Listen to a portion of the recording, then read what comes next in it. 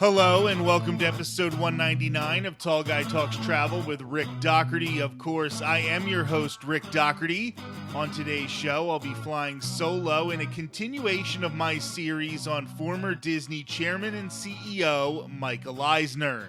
In light of many of the current decisions being made by the Walt Disney Company, especially in regards to the theme parks, a lot of people are looking back on Eisner's tenure with rose-colored glasses.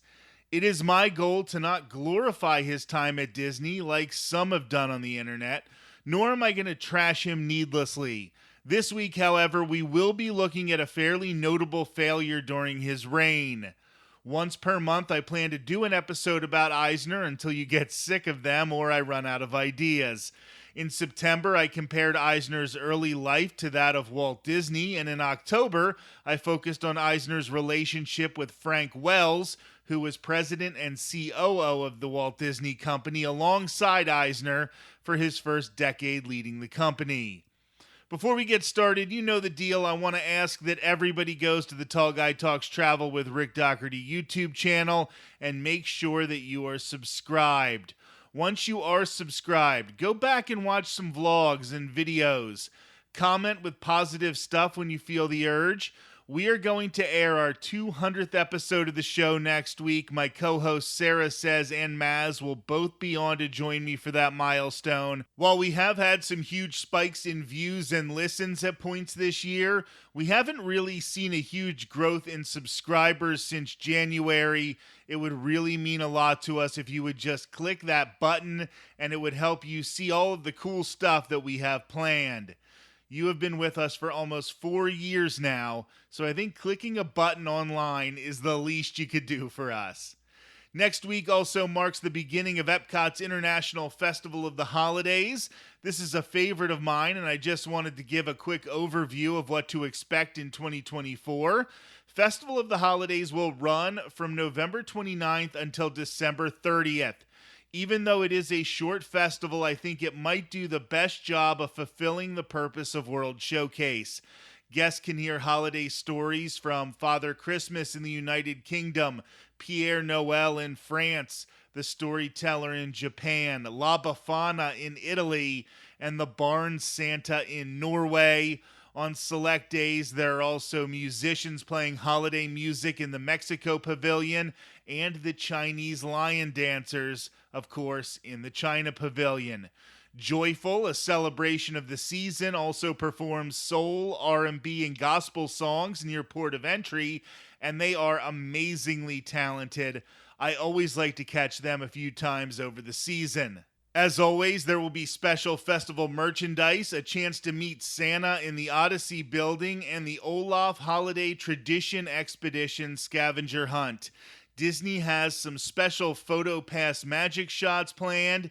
You can get special holiday-themed shots with Tinkerbell, Olaf, and Sven, and my personal favorites, Chip and Dale.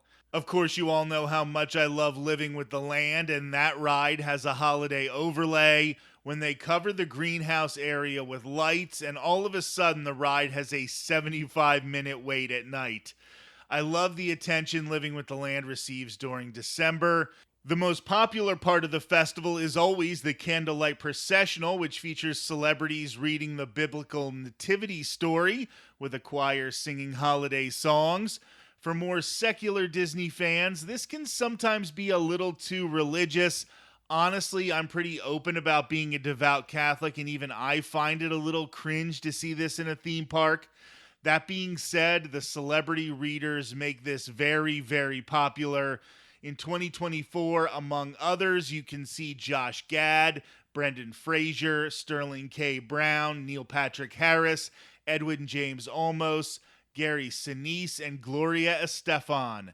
Most importantly, Jodie Benson, the voice of Ariel in the original animated version of The Little Mermaid, will be the celebrity presenter for Candlelight Processional on December 29th and 30th. Why was that important?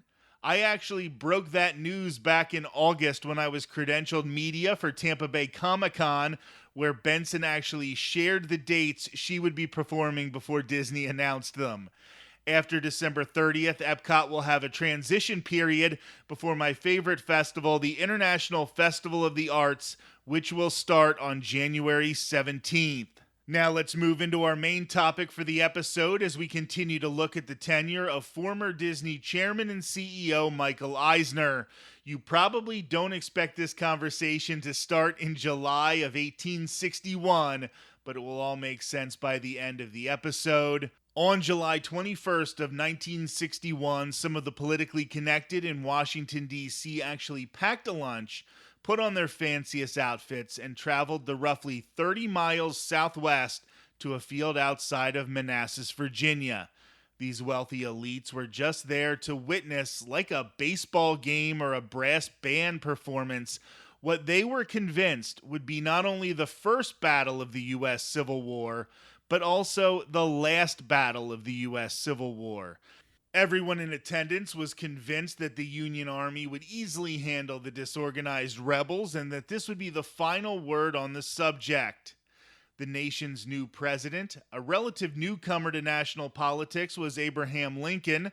Over the course of the next 4 years, Lincoln would become a much more astute commander-in-chief, but at this moment, he didn't know enough to stop this confrontation. Brigadier General Irwin McDowell was well aware that his Union forces were not prepared to begin fighting, and the slow positioning of troops allowed the Confederates to get reinforcements. Despite all of that, McDowell was facing political pressure for the Army to start the march down to Richmond, Virginia, the capital of the CSA. Confederate General P.G.T. Beauregard was dealing with an equally ill-prepared group of soldiers when McDowell attacked Beauregard's left flank, but it was a poorly executed offensive. Quickly, the Confederates got reinforcements by train from the Shenandoah Valley, and conditions worsened for those who remained faithful to the United States. Thomas J. Jackson was a brigadier general out of the Virginia Military Institute, and he led a brigade of CSA soldiers from Virginia to stand their ground against the Union forces. It was this inability to be moved from his position that Jackson was given the nickname Stonewall. By the time the rebels counterattacked, Union soldiers were disorganized, panicked, and defeated. The men ran scattered in the general direction of Washington, D.C. Known as the First Battle of Bull Run or the Battle of First Manassas, this was the moment when it became obvious to everyone in the Union and the Confederacy that the U.S. Civil War was not going to end in an afternoon. This conflict was going to be long, and it was going to be bloody. It should have been obvious. Slavery had been a decisive issue since before the founding of the Republic. Just getting the Continental Congress to declare independence from Great Britain required kicking the can down the road on slavery. The Constitutional Convention needed to find ways to appease both Southern and Northern states on the issue.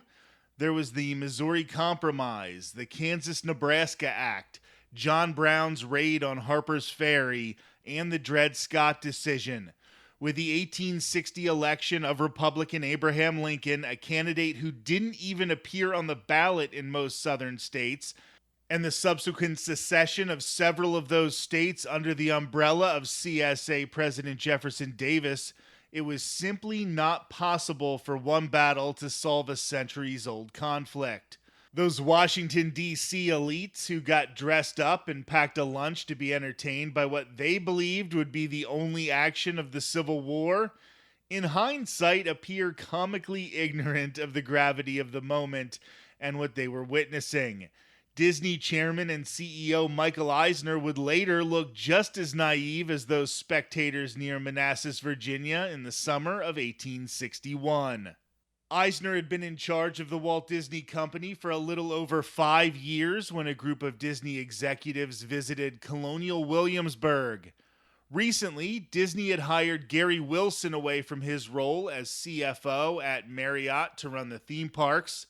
Wilson's first order of business was to raise admission prices at the Disney parks, and attendance didn't seem to suffer. Eisner and President and COO Frank Wells were actually amazed when they saw how underpriced the park tickets were, to what the market could handle. This change alone added millions of dollars to the company. More revenue was coming from Bill Mechanic, who had worked with Eisner at Paramount before they both moved over to Disney. Mechanic, for all intents and purposes, created the Disney Vault and brought in millions of dollars from home video releases like Pinocchio, Sleeping Beauty, and Cinderella.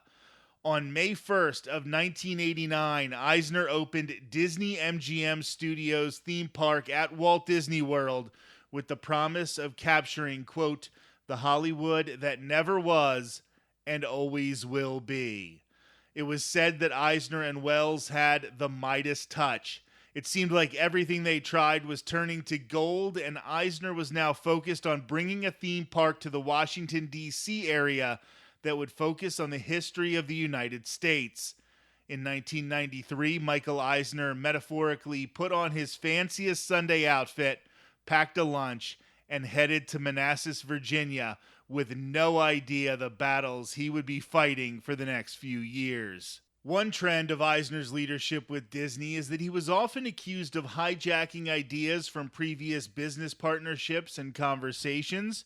Shortly after announcing plans for Disney's America on November 11th of 1993, Veterans Day, officials from Explore Park claimed that many of the ideas for the new theme park came from a meeting between officials from Explore Park and Disney back in 1987.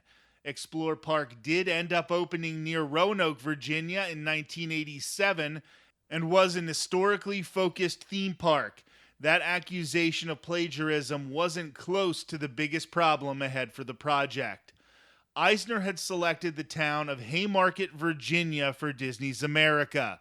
It was 35 miles from Washington, D.C., and right off of Interstate 66. The location was also 5 miles from the Manassas National Battlefield Park. The company held 3,000 acres of land options before making any announcements and had discussed infrastructure improvements that the Commonwealth of Virginia would need to guarantee before Disney would move forward with purchasing those options. Looking back on it, one could actually see how Eisner could have been fooled into thinking the public was going to love this idea. He personally lobbied support from outgoing Virginia Governor L. Douglas Wilder and incoming Virginia Governor George Allen. Eisner could be forgiven for thinking this plan fell firmly in the Overton window of state politics. Democrat Douglas Wilder was the first black governor of any U.S. state since the Reconstruction era who, at the very same time, was also garnering the national spotlight for granting conditional clemency to a black high school athlete who was arrested after a racially motivated bowling alley fight that occurred on Valentine's Day. That Bethel High School football and basketball star was initially committed to play quarterback at Notre Dame, but after release went on to play basketball at Georgetown instead. Allen Iverson would later be selected with the number 1 overall pick in the NBA draft by the Philadelphia 76ers. Republican George Allen, on the other hand, was an extreme conservative who was a staunch advocate of the death penalty and even proposed several expansions to its use. Wilder and Allen barely agreed on anything, but they both thought that Disney's America was a great idea. Before we talk about the pushback to this theme park, let's take a look at what we would have gotten to experience at Disney's America. Due to a 1994 brochure from the Walt Disney Company, we have a surprisingly detailed outline of the park. This goes to show that Eisner was well into his plans, and we weren't seeing vague, quote-unquote, blue sky concept art like we've seen from the company in recent years.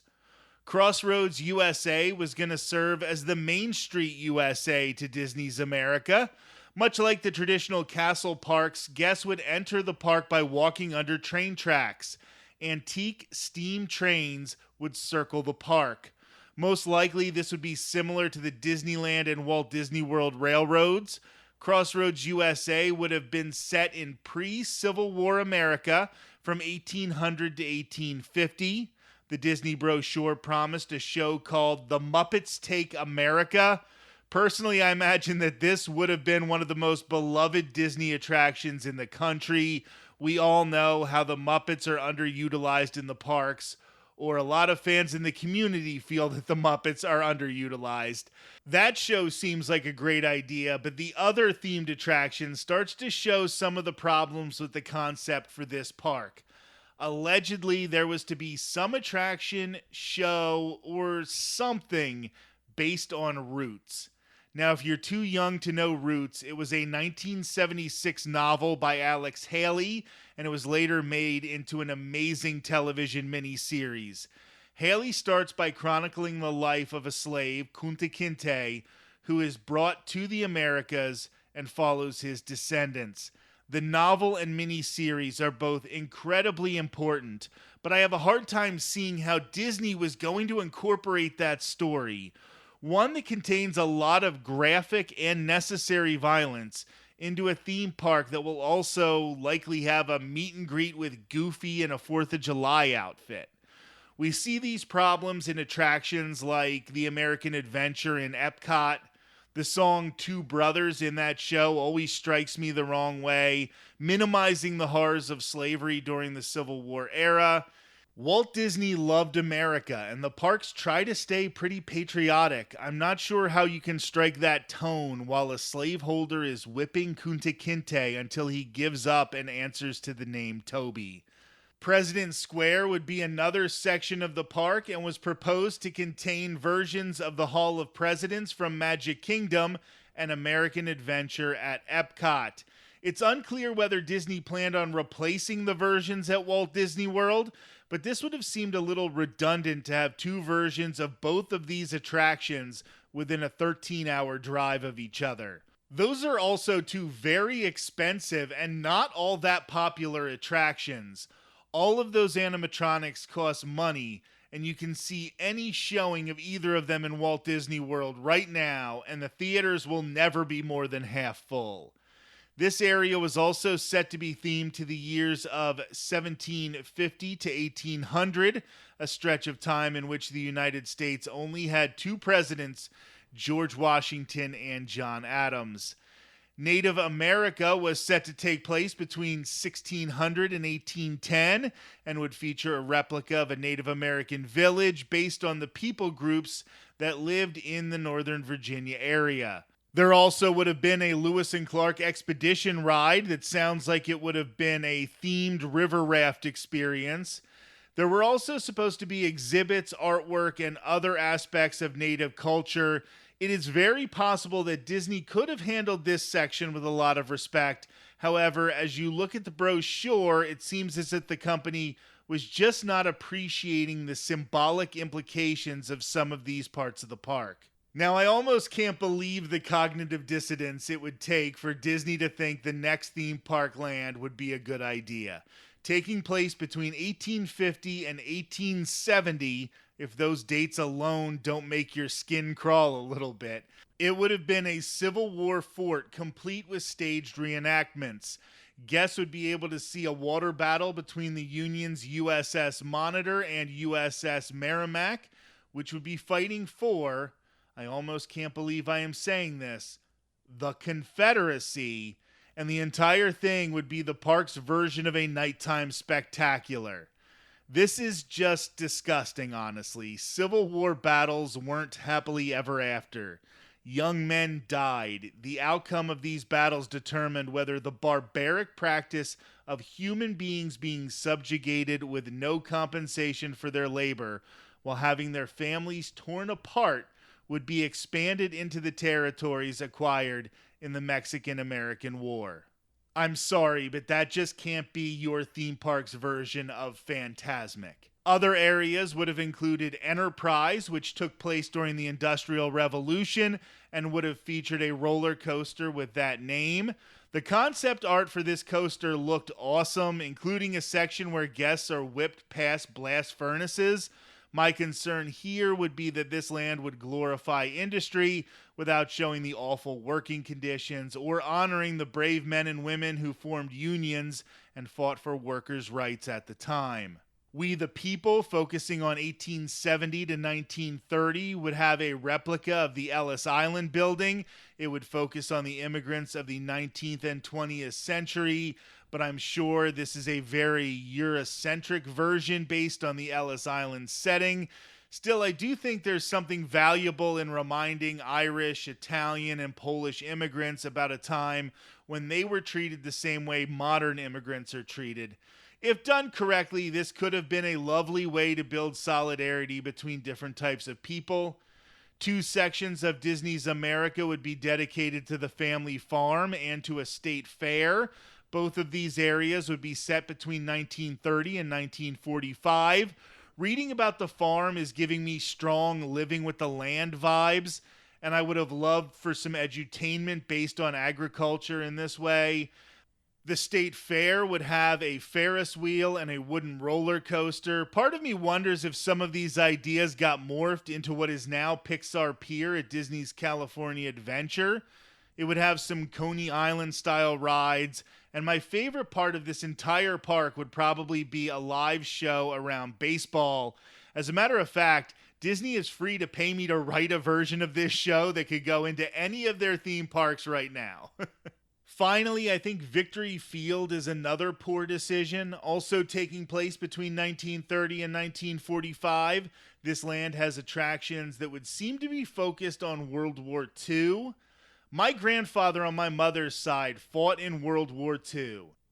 He was 71 when this stuff was being announced in 1993. As a matter of fact, I believe my family, led by my grandfather, went to Walt Disney World in 1993 together. I just can't imagine World War II memories were the things veterans wanted to be remembering when going to a theme park. It was just too soon. The enemies of World War II were also too evil for these types of attractions. As you can imagine, the public had even more objections to a lot of these plans than I mentioned in the last few minutes. Due to that public pressure, Disney rushed through a concept of a park in August of 1994. This was Disney's American Celebration, and it would have pavilions that were to include democracy with a free speech forum, the American Hall of Fame, and more. Family and Generations would have had a show that sounds very familiar to Carousel of Progress that would follow an American family from 1929 to 1999. The Land Pavilion would basically straight up copy its Epcot counterpart. Creativity and Fun would take the State Fair concept and run with it. The full-scale recreation of Ebbets Field would have become my favorite place to be inside any theme park, I can guarantee that. There were also set to be Coney Island rides. The Work Pavilion would have had tours of companies like Apple, Ben & Jerry's, and Crayola. Service and Sacrifice would adapt Victory Field, and American People would be the Ellis Island plan. The American People Pavilion was also set to have a film featuring the Muppets. The best part of Disney's American Celebration would have been the streets of America with famous foods from different American cities like Chicago, Los Angeles, New Orleans, New York, St. Louis, and San Francisco. Before Regal Eagle opened at the American Adventure in Epcot, I always thought this was what they should have done for the quick service location in that pavilion. Michael Eisner loved to throw around ideas. It was one of his strengths as chairman and CEO of the Walt Disney Company.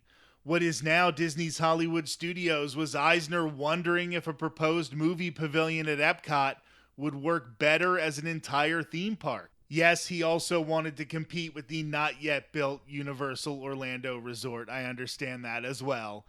Eisner, however, worked better when there was legitimate pushback to his ideas, and I don't think he had enough people in the room to stop him on this one. The opposition to Disney's America came from every direction. While the actual town of Haymarket seemed pretty excited for the park, surrounding communities were understandably worried that the urban, or more accurately, suburban sprawl that surrounded Disneyland in Anaheim and Walt Disney World in the Orlando area would come to Northern Virginia. It's not out of the realm of possibility that gas stations, motels, and discount souvenir shops would have been popping up everywhere within an hour's drive of the park. Disney's own projections showed up to 35,000 more cars on the road. Mark Bacala was the Disney official in charge of the project, and he tried to put a positive spin on the increased traffic because it would come with road improvements that would help all motorists. Personally, I think people hear that excuse and they just hear more traffic, more construction. Road construction funds were then delayed when Virginia's transportation secretary sought a full federal review of the plans. The proximity to Manassas was a bigger deal for prominent historians like David McCullough. And on a side note, if you want to learn about Presidents John Adams and or Harry Truman, McCullough has the definitive biographies of both of those figures. McCullough was part of the group Protect Historic America. These historians wanted 8,700 square miles protected against projects like Disney's America. They believed having a major theme park that close to Manassas would be simply disrespectful to those who died there in the Civil War. The backlash even made its way into the halls of Congress. Texas Democrat Michael A. Andrews introduced a resolution in the House of Representatives, joined by Reps Tim Romer and Robert Torricelli, Democrats from Indiana and New Jersey respectively, to discourage Disney from moving forward at the proposed location. 29 other House reps co-sponsored the resolution. Torricelli said that history should not be taught, quote, by Minnie and Mickey Mouse and Donald Duck. The Senate even held a subcommittee hearing on the topic on June 22nd of 1994. Many elected officials joined Disney executives in testifying in support of Disney's America, while they were opposed mostly by historians. Eisner did not take kindly to the attacks by the Protect Historic America group. Eisner said, quote, I sat through many history classes where I read some of their stuff, and I didn't learn anything. It was pretty boring. I guess I can say that I object to some of their stuff. That was from an interview with the Washington Post in June of 1994. That being said, in the same interview, Eisner hinted that these protests may have been impacting his plans, as he brought up that governors in Maryland and North Carolina had been reaching out to him about the project. As what might have been a last-ditch effort to get the historians to see things his way, Eisner took a group of them to Walt Disney World to see the Hall of Presidents in Magic Kingdom and the American Adventure in Epcot. While many of the historians had a positive view of the Hall of Presidents, many of the problems we always mention with the American Adventure were sticking points for almost all of the members of the Protect Historic America group. Ralph Nader, 6 years before his 2000 run for president as the candidate of the Green Party, led a 3,000-person march in Washington, D.C. in September of 1994 in opposition to the project. The protesters on hand that day made specific references to Disney's special governing district in Florida and how the company could potentially ask for similar accommodations in Virginia. Ultimately, financial issues played a bigger role than left-wing politicians and intellectually superior historians. With the weather in Virginia, Disney was already planning on closing the park for 2 months per year, but a new study showed that it would need to be more like 4 months. That would cut park revenue by 20%. In addition, the projected construction costs were rising. Like many other projects at that time, the costs and slow opening of Euro Disney also greatly impacted the amount of risk Eisner was willing to take in 1994. Just a few weeks after Ralph Nader's march, Disney announced it would not build on the Haymarket site. Disney sold the land it had already purchased in March of 1995 after already giving up claims to more land in the area. One of the things I wanted to accomplish in this series of episodes about Michael Eisner was to show that many of us in the community tend to look past some of his larger mistakes because it always felt like his heart was in the right place. Let's be honest, all of the people who ask, what would Walt do, would love this idea. An educational theme park about the greatness of America. Walt would have loved that. Eisner's willingness to think big has earned him a number of mulligans on decisions that didn't quite pan out for Disney. In the case of Disney's America, I'm not sure that he can be so easily excused for missing some pretty glaring weaknesses in the plan. Still, it was that same willingness to think big that led to theme parks like Disney's Animal Kingdom, which opened just 4 years after Disney gave up on the Haymarket project. Next month, as I continue to delve into Eisner's tenure, I'm going to talk about a risk Eisner took in the late 80s that was a huge success and set the table for so much of the Disney decade of the 1990s. This has been episode 199 of Tall Guy Talks Travel with Rick Doherty, which means that next week will be episode 200. I'll be joined by both of my regular co-hosts, Maz and Sarah Says, for the milestone.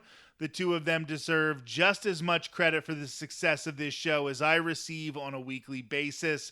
We are going to have a blast next week, and you won't want to miss it. That is next Thursday on Tall Guy Talks Travel with Rick Doherty. Until then, have a great week.